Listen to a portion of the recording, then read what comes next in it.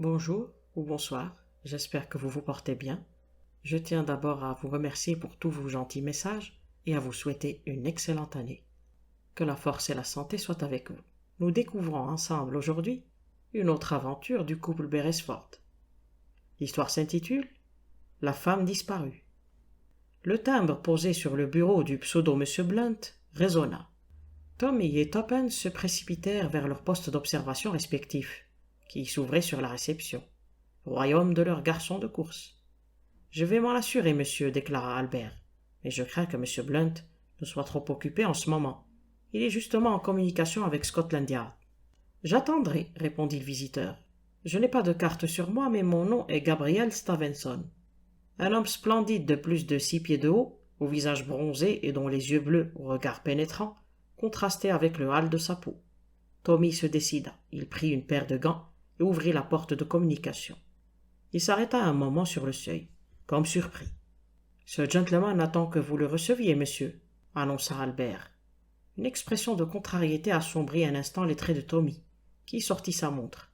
« Je suis attendu chez le duc à 11h moins le quart. » Il leva vivement les yeux sur le visiteur. « Je peux vous accorder quelques minutes, si vous voulez bien venir par ici. » Ils pénétrèrent dans son bureau, où Toppens, crayon et carnet en main, attendait. « Ma secrétaire particulière, Miss Robinson. À présent, monsieur, veuillez m'exposer votre problème, à part le fait que vous arrivez en taxi et que vous êtes récemment revenu d'un voyage dans l'Arctique ou dans l'Antarctique. Je ne sais rien de vous. » Son vis-à-vis le contempla médusé. « Remarquable, votre employé ne vous a même pas donné mon nom. » Tommy eut un soupir désapprobateur. « Tout ceci est très facile. Les rayons de soleil de minuit ont une action spéciale sur la peau. Je vais bientôt écrire une petite monographie sur ce sujet. Mais tout ceci est en dehors de ce qui nous intéresse, pour le moment. Qu'est-ce qui vous amène ici? Pour commencer, mon nom est Gabriel Stavenson.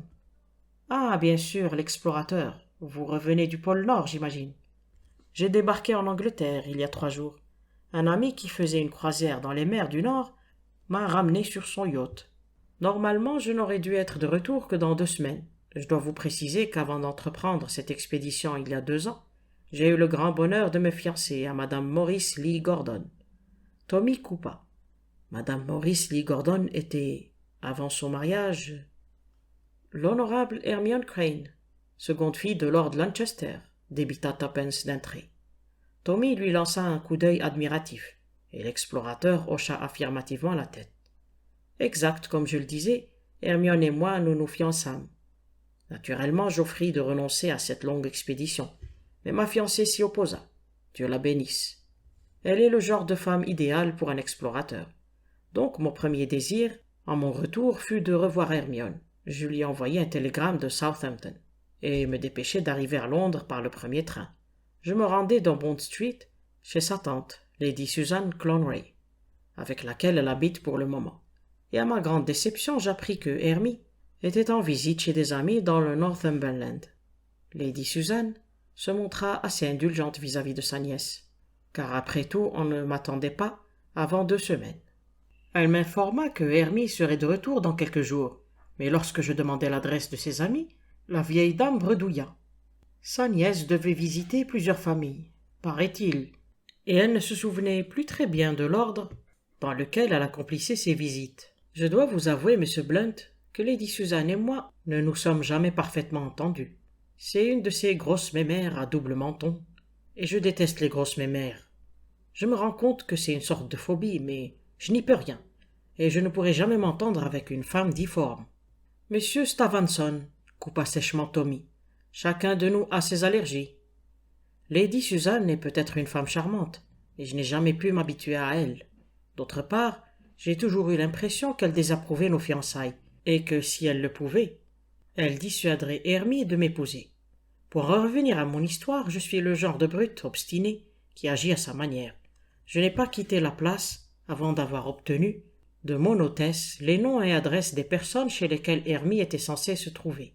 Ensuite, j'ai attrapé l'express allant vers le nord. « Vous êtes à ce que je vois un homme d'action, monsieur Stavenson, » remarqua Tommy dans un sourire.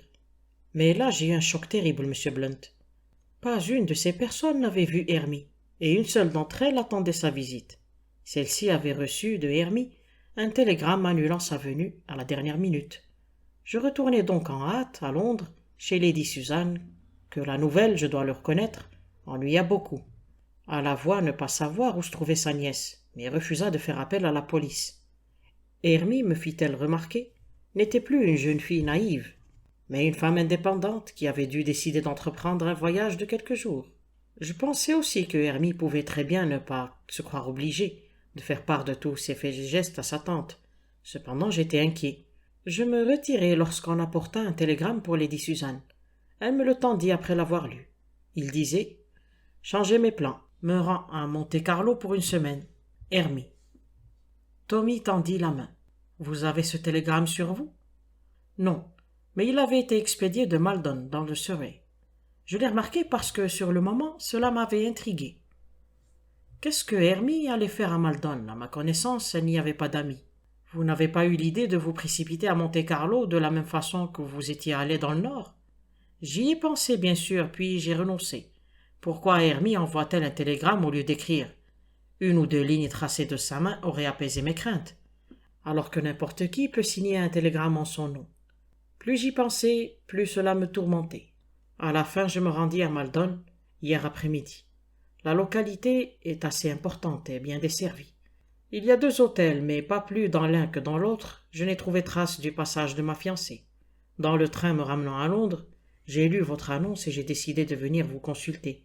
Si Hermie s'est vraiment rendue à Monte-Carlo, je ne veux pas lancer la police à ses trousses et causer un scandale. Pour ma part, je reste à Londres au cas où. Enfin, au cas où il y aurait une intrigue déloyale à mon égard. Tommy hocha pensivement la tête. Que soupçonnez-vous exactement? Je ne sais pas, mais j'ai le sentiment que quelque chose ne va pas. D'un geste vif, il sortit de sa poche une petite boîte qu'il ouvrit et tendit. C'est Hermione. Je vous le laisse. La photographie représentait une grande femme fragile, ayant dépassé la prime jeunesse, mais possédant un charmant sourire et des yeux ravissants.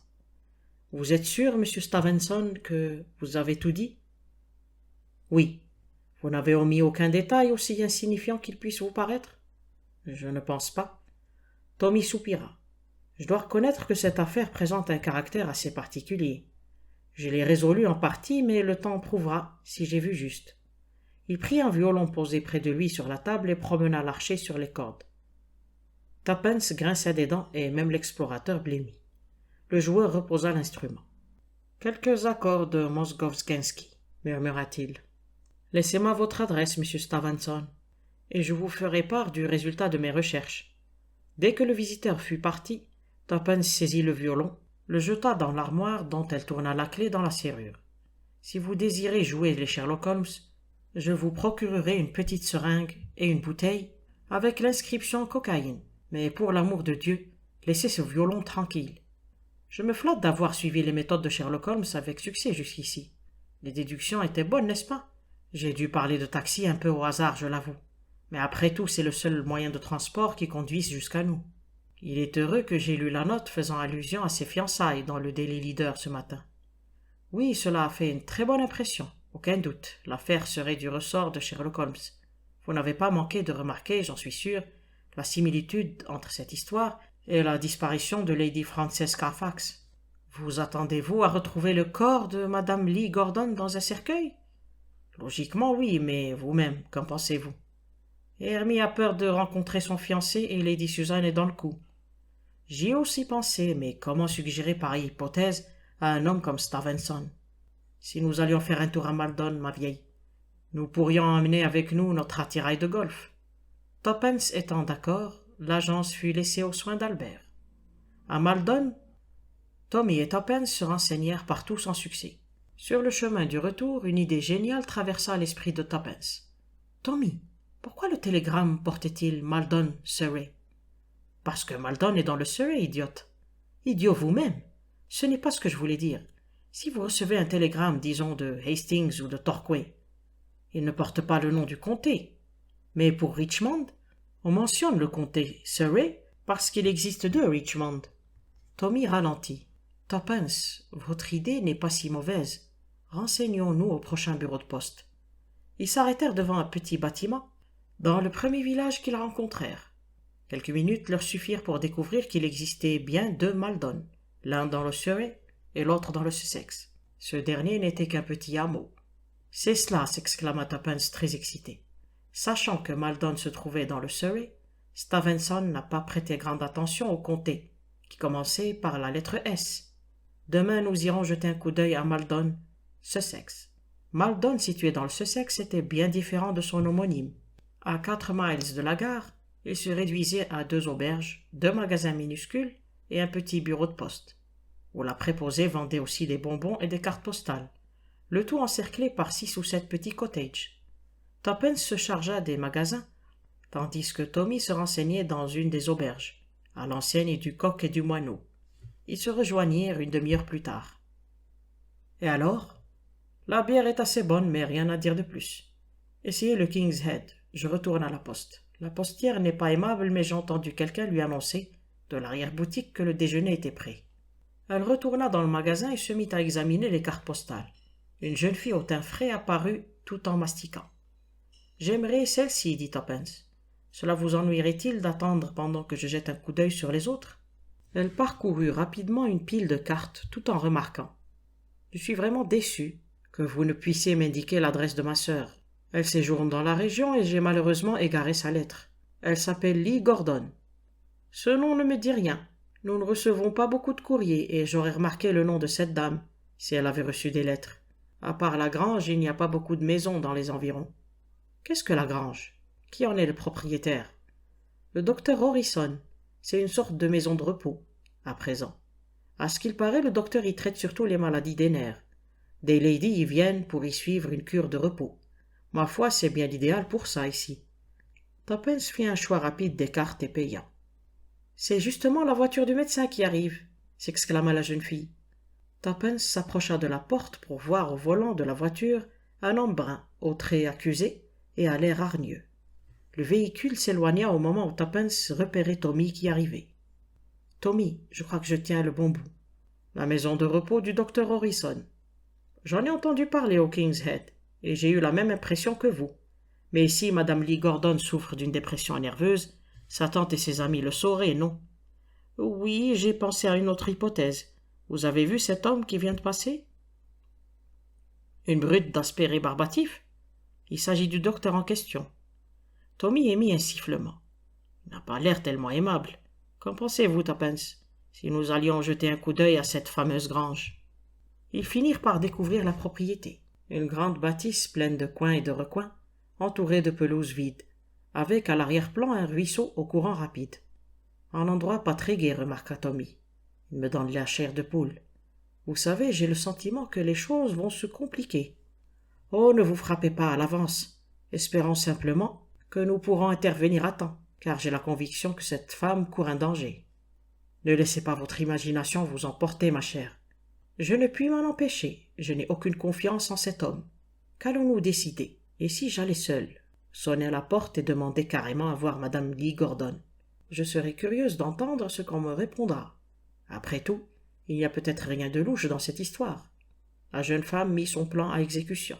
Elle sonna et la porte lui fut ouverte presque aussitôt par un domestique au visage impassible. Quand elle parla de Madame Lee Gordon, l'homme battit légèrement des paupières. Sa réponse n'en fut pas moins nette. « Il n'y a personne de ce nom, madame. Je suis pourtant bien à la grange, que dirige le docteur Horrison. »« Oui, madame, mais je vous assure qu'aucune de nos pensionnaires ne porte le nom de Lee Gordon. » Déçu, Tuppence battit en retraite et rejoignit Tommy qui l'attendait à l'extérieur de la grille principale. Son mari conclut. Après tout, cet homme disait peut-être vrai. Non, je suis sûr qu'il mentait. Attendons le retour du médecin et je me ferai passer à ses yeux pour un journaliste désireux de discuter avec lui de son système de cure de repos. Une demi-heure plus tard, la petite voiture apparut. Tommy attendit quelques minutes avant d'aller se présenter à son tour à la porte d'entrée. Mais lui aussi revint bredouille. Le médecin est trop occupé pour être dérangé. De toute manière, il ne reçoit jamais de journalistes. Tuppence, vous avez raison. Il y a quelque chose de louche dans tout ça. Venez, ordonna Tuppence d'un ton décidé. Qu'allez-vous faire? Escalader le mur et essayer de m'introduire dans la maison sans être remarqué. D'accord, je vous suis. Le jardin laissé à l'abandon offrait une multitude d'abris et le couple gagna l'arrière de la maison sans encombre. Ils se trouvèrent devant une large terrasse aux marches croulantes avec des portes-fenêtres ouvrant sur l'intérieur de la maison. Les jeunes gens renoncèrent à se hasarder à découvert. Ils se réfugièrent sur la terrasse. Soudain, Tuppence agrippa le bras de son compagnon. De la fenêtre entr'ouverte juste au-dessus d'eux, une voix s'éleva. « Entrez, entrez et fermez la porte derrière vous. Vous dites qu'une femme s'est présentée il y a 1 heure et a demandé à voir Madame Lee Gordon. »« Oui, monsieur. » Tuppence reconnut la voix impassible du domestique. « Naturellement, vous lui avez dit qu'elle n'était pas ici. »« Naturellement, monsieur. » Et ensuite ce journaliste, lança la voix exaspérée de l'autre. « C'est la femme qui me tourmente le plus. Comment était-elle ?»« Jeune, jolie et vêtue avec goût, monsieur. » Tommy donna un coup de coude à sa compagne. « C'est bien ce que je craignais. Probablement une amie de Madame Lee Gordon. Les choses se compliquent. Il va falloir que je prenne certaines mesures. » Il laissa sa phrase en suspens. Tommy et Tuppence entendirent la porte se refermer, puis plus rien. Sans bruit, Tommy ordonna et dirigea la retraite. Lorsqu'ils parvinrent à une petite clairière suffisamment éloignée de la maison, il annonça. « Tuppence, ma vieille, les choses deviennent sérieuses. Je crois qu'ils sont en train de méditer un mauvais coup. Je pense que nous devrions regagner Londres sans délai et prévenir Stevenson. » À sa grande surprise, Tuppence secoua la tête. « Il faut rester sur place. Ne l'avez-vous pas entendu dire qu'il allait prendre certaines mesures ? Cela peut signifier n'importe quoi. Le pire est que nous n'en savons pas assez pour alerter la police. Écoutez, Tommy, pourquoi n'iriez-vous pas téléphoner à Stevenson du village ? Je resterai sur place en vous attendant. » Peut-être est-ce en effet le meilleur plan, mais dites. Tuppence. Eh bien ? Prenez garde, hein ?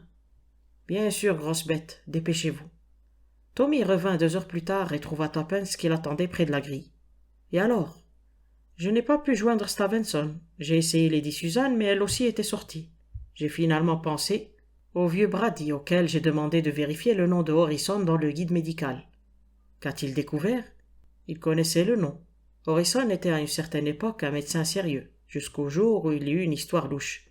Brady le tient pour un charlatan dépourvu de tout scrupule. Bon, et maintenant ? Nous restons ici. J'ai le pressentiment qu'ils agiront ce soir. Au fait, un jardinier a coupé le lierre autour de la maison, et j'ai vu où il range l'échelle. Bravo, ce soir donc, dès qu'il fera nuit. Nous verrons ce que nous verrons.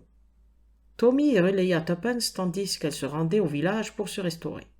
Lorsqu'elle le rejoignit, ils restèrent à leur poste jusqu'à 9 heures et décidèrent qu'il faisait assez sombre pour entrer en action. Ils purent errer autour de la maison sans crainte, mais brusquement Tuppence saisit le bras de son mari en se figeant. « Écoutez !» À nouveau on entendit un faible gémissement de femme. Tuppence pointa un doigt en direction d'une fenêtre du premier étage. « Ça vient de là, » chuchota-t-elle. La plainte s'éleva encore et les jeunes gens résolurent de mettre leur plan en action sans délai. Tuppence guida son mari vers le coin où le jardinier avait abandonné son échelle. Ils la transportèrent sous la fenêtre, d'où parvenaient les gémissements. C'était d'ailleurs la seule issue dont les persiennes n'avaient pas été fermées. « Je monte » souffla Tuppence. « Restez là pour tenir l'échelle et faire le guet. Si quelqu'un apparaissait, je ne pourrais pas me défendre seule. » Silencieusement, elle grimpa les échelons et jeta un coup d'œil prudent dans la pièce, sans chercher à y entrer. Elle s'accroupit un instant et leva à nouveau la tête. Un moment plus tard, elle redescendait vers son compagnon, auquel elle expliqua à mots couverts.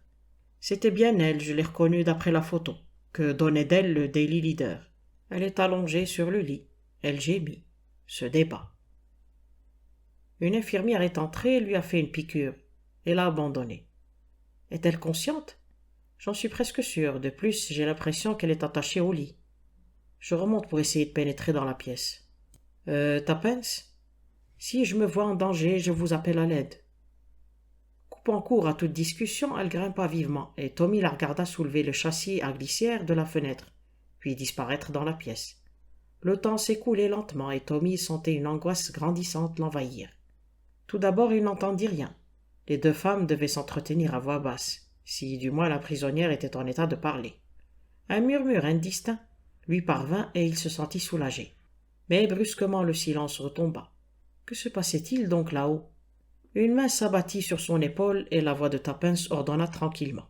« Venez. »« Tuppence, comment êtes-vous arrivé ici ?»« Par la porte d'entrée, Allons-nous-en. Hein? Mais Madame Lee Gordon, elle se fait maigrir. Devant le ton ironique, Tommy observa sa compagne. Que voulez-vous dire? Rien de plus. Elle se fait maigrir, en douce. N'avez-vous pas entendu Stevenson remarquer qu'il haïssait les grosses femmes? Eh bien, durant ces 2 années d'absence, son hermie a grossi. En apprenant le retour inattendu de son fiancé, elle s'est affolée et s'est précipitée ici pour suivre le traitement du docteur Harrison, qui consiste en piqûres dont notre médecin garde jalousement le secret, tout en se faisant payer des prix exorbitants. Je suis sûr que c'est un charlatan, mais en attendant, il a un succès inouï. Naturellement, Lady Susan est au courant de tout, et a juré de n'en souffler mot à personne. Quant à nous, nous nous sommes conduits en parfaits idiots. Tommy eut une large inspiration. Je crois, Watson, déclara-t-il avec dignité, qu'il y a un très bon concert au Queen's Hall demain. Nous avons largement le temps de nous préparer pour y assister. Et vous m'obligerez en ne classant pas cette affaire dans nos dossiers. Fin. J'espère que cette petite histoire vous a plu. On se retrouve très bientôt pour une autre. En attendant, prenez bien soin de vous. Au revoir et merci.